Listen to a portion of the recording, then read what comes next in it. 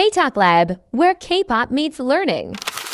Annyeonghaseyo, future Korean speakers, ready to master the building blocks of Hangul. Today, we're tackling the essential vowels, simple, yet crucial for reading and speaking. Let's jump right in. The Korean alphabet, Hangul, is ingeniously designed.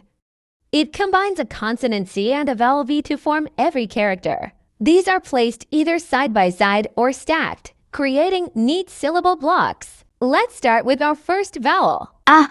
Just open your mouth wide, like saying ah. Remember, every Hangul character needs a consonant, so we add the silent placeholder to make it. Ah. Practice that wide mouth ah. Next is and like. Ah. Make this sound with your mouth only slightly open and relaxed lips. Think of the in sun. Now, round your lips into a clear circle, as if you're about to whistle. This is the in go. Then, push your lips forward and round them tightly, dot like an octopus. This is the o in moon. Many confuse. And, here's a trick. Looks like a thumbs up, great.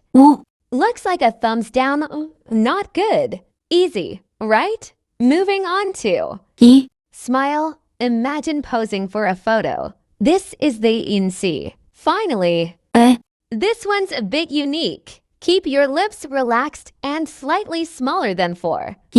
It's a guttural sound, like the U input but with less lip rounding. Practice relaxing your mouth. Mastering these mouth shapes is your key to perfect pronunciation.